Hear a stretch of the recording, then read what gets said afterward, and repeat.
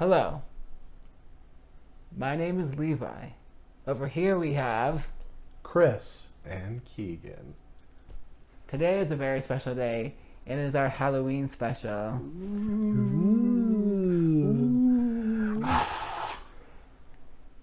So I had the privilege of picking the Halloween special movie. And I didn't really know which one to pick. So... we're not doing anything. We're not doing anything. But so I was like thinking of like Hocus Pocus or something like that. But no, we want something actually good. So we picked Train to Busan is the one I picked. It's not really a Halloween one, but it's very intense and has zombies, which is fun. It's a horror movie. It's a horror. Yeah. So Train to Busan, it's a great film. I loved it. That's why I picked it. It stars some. I'm not really sure most of the. Some Japanese fellas. Don't say that. It stars Zoe from the Wonder Girls, and a bunch of other people too. I don't really know the other. I'm not very familiar with Korean cinema as much, but he is very familiar with Korean pop. yes. So yeah, what'd you guys think of it? Oh wait. All aboard. What did you guys think of it? I thought it was very good. I had fun with it. I thought it was a little too long. Okay. But otherwise it was really good. I really liked it too. Yeah. It was a great zombie movie. Yeah. And it had some, classic, like, stereotypical elements to it, but it also had some like very unique takes on it. Like particularly, I think all of us really liked the beginning with the deer. Oh yes. I thought that was like very effective in like setting the mood for the rest of the movie, and just kind of like the way that all the zombies like contort and convulse are very effective. I guess is a good word to use. I'm guessing it's CGI because I don't think a deer could actually do that, but it looks realistic. It looks really good. But I think the people doing it were like, they had like these, these moves. They almost felt like breakdance moves. Okay. Sometimes. Yeah, I can see that. It took me a while to get invested in the main character. Okay. I don't know if it was just his performance, but like for like the first third to maybe first half, I was just kind of like, I'm not a big fan of him. I was a much bigger fan of the side character. I don't remember his name. It was the husband of the couple. Yeah. Yeah. He was really fun. Definitely my favorite character. Yeah, he's good. He's just really cool and funny, and can't wait to see him in Eternals. Yeah. The research shows that he's going to be in that, so that was good. Yeah, so it was almost like once he, spoilers, is out of the picture, that's when I feel like the main character really started to get better for me. Okay. Let me ask this. Was it because he's kind of a jerk at the beginning, or was it just his performance? I think it was more his performance. Okay. Because, like, I can get into a jerk character because, like, I'm like, I know where he's going. Yeah. Like, I know what's going to happen with his character. So maybe that's what it was, is the first half I'm basically waiting for him to get to his character arc. Yeah. But then once he like actually starts to progress as a character, I was like, oh, they're doing it in a more interesting way than I was expecting. Mm-hmm. So that's probably what it was in Okay. terms of my enjoyment of his character. So one thing that I recognized of this movie, you had something to say, Chris? He doesn't. Okay. So one thing I recognized about this movie is like it's a very disaster film stereotype where there's different people and you follow their little story. And so, I mean, that's pretty basic, but what do you think about like some of the side characters? Say like the two grandmas, the like older ladies. They're all right. They were, yeah, like And then there was like the baseball team with the girl and They the were boy. all right. Yeah. I enjoyed that whole dynamic, but I like the aesthetic. But yeah, I'm that's not sure, I guess like- I should say that. Yeah, I like Where the they had, aesthetic. yeah, Of, baseball bats and yeah, and like Good it excuse gives to a have weapons. exactly Yeah. a good excuse to have baseball bats. yeah. So they did do something with the characters a little bit. Like each one had their thing where they had his baseball team was all turned and he had to go through the cart with them and he couldn't hit them because they were Mhm. people he knew. And so what do you guys think about stuff like that? At first, I was like, oh, like I wanted more of them to be alive, Yeah. and I'm like, oh, it's like all of them except for him, and like one or two others, but then they get taken out pretty quickly too. Yeah. But then once that scene came up, I was like, oh, okay, Yeah. that makes sense now. And it was a much better like story element because his sort of inaction, like his like paralysis when both of the other guys are being pinned. Yeah. It made it more apparent when they went into the tunnel and like all of them just kind of stopped Yeah. doing things, you know. Yeah, it would have been a little better in a way if his paralysis would have had some consequence in that scene. Mm-hmm. But it was used to make a different plot point, Yeah. which was the fact that when they can't see the people, like, and they establish that pretty early on, when they don't see you, they don't try to attack or anything. So they're not like smelling zombies or anything, or it's Yeah, all about sight it's all about sight and and sound. sound. Yeah. Yeah. So that's Which is good. really interesting. I yeah. actually liked that as like, and they set it up really well at the beginning, and you just kind of go with it. Yeah. Because like, yeah, most zombies are just like, I smell you, I'm going after you. Yeah. Whereas these ones are like, as soon as it either goes dark or you put something in front where they can't see you, they stop being crazy and trying to get to you. I will say the zombies had great zombie energy. Okay. You know, like They were fast zombies. they were fast, they were agile, Yeah. they're relentless, Yeah. you know, and then you've seen that in other movies, but like, I don't know, for some reason in this one, it's just the aggression is just turned up to 11. Okay. And the sight and sound element adds to it as well. Yeah. So that makes it a little bit more interesting as opposed to just being fast zombies that are relentless, you know? Yeah. Because then you get things like World War Z. And I will say there was a bit of CGI in this one, but There was. it didn't take away from like the visual experience at all.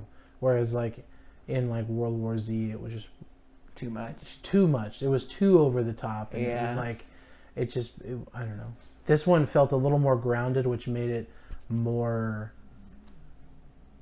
scary is not the right word, but like more Intense. intense. Yeah. Yeah. Jinx, You owe me a... kiss.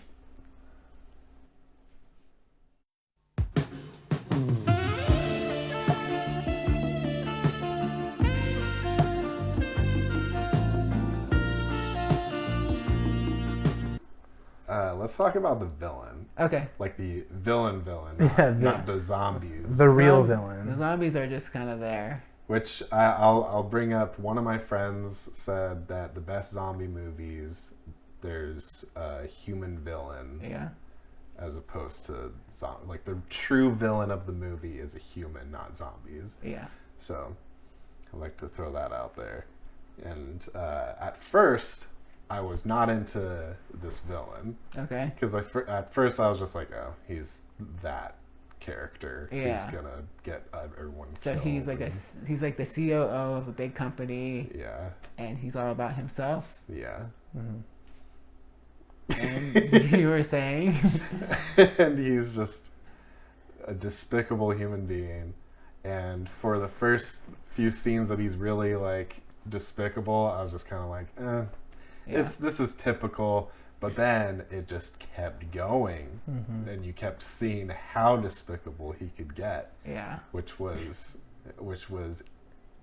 like annoying and angering, and I just Yeah.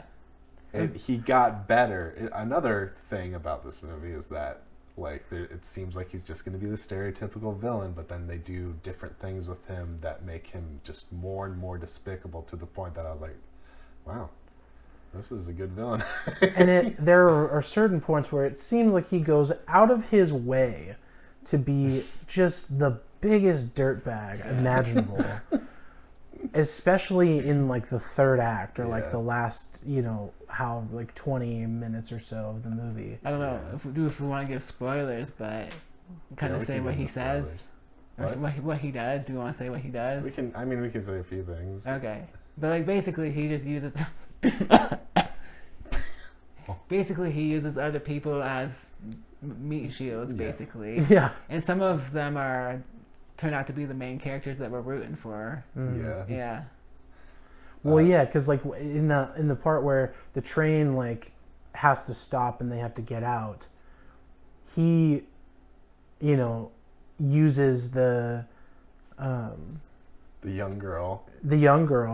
Well, he uses the guy that he's trapped in the bathroom with first. Yeah, which I wasn't that annoyed at, because I was like, that guy deserves it too. I guess he less so than the girl, definitely. But they start with that, and then he gets worse and worse with other people. So because then he throws the train conductor to get killed, which is the guy who's supposed to help, get the guy safety. Who helped him because he like twisted his ankle on the track. Yeah, he was running to like help him up, and then he pushes him to give himself time to get away, which is just.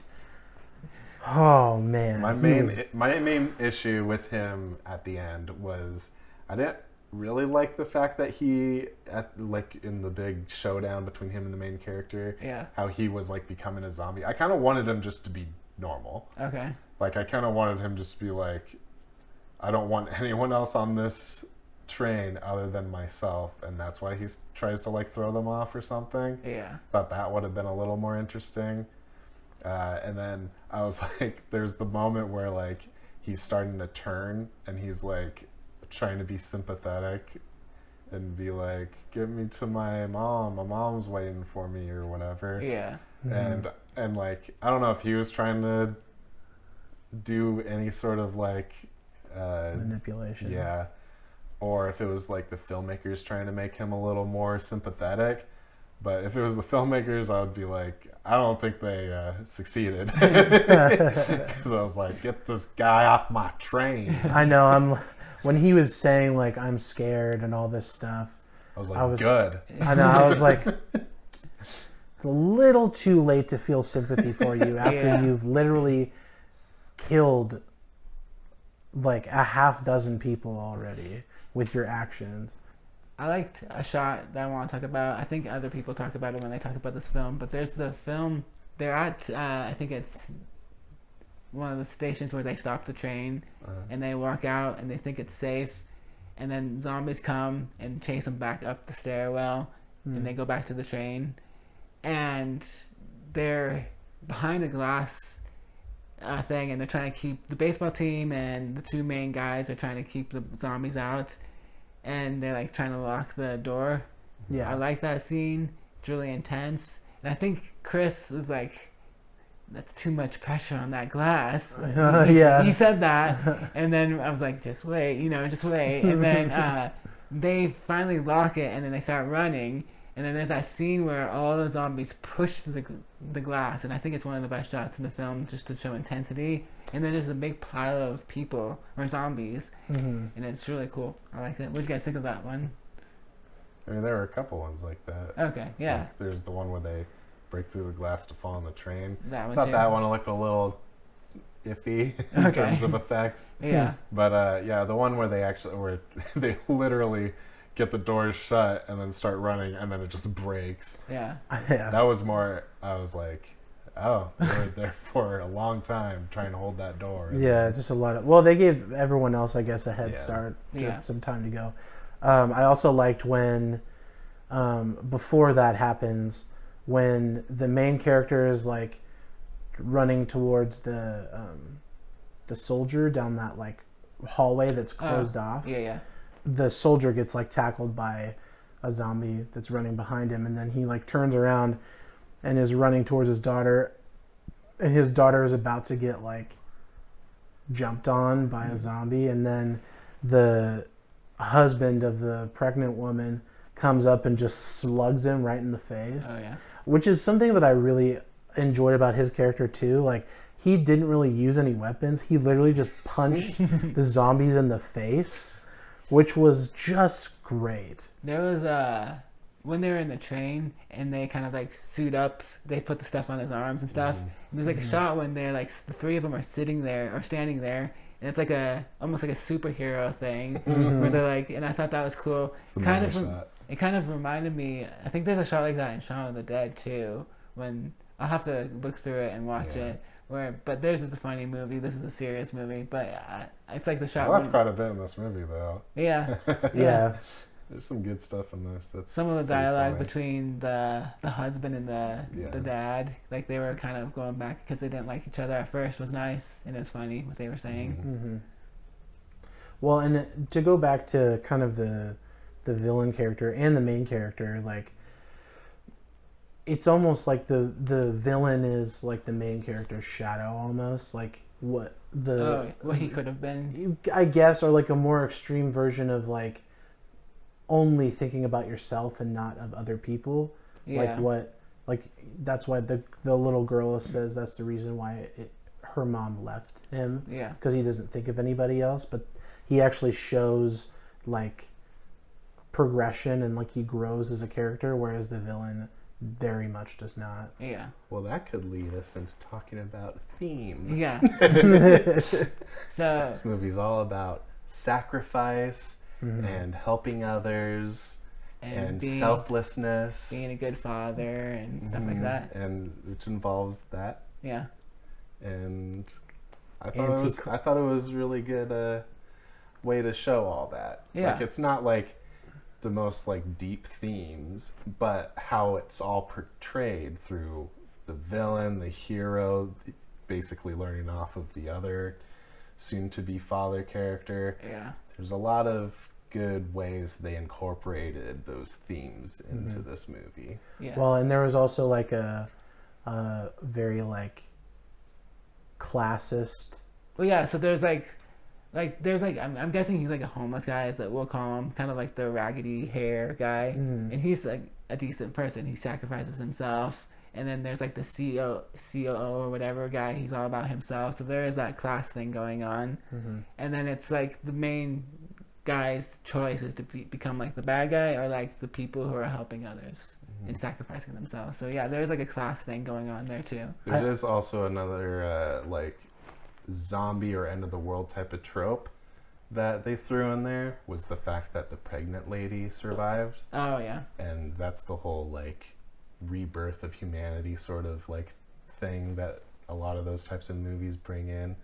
And like this movie wasn't really like about that, but I just noticed it as like a sort of like the little girl survives, the wife who is pregnant survives to bring new life into this seemingly dead world.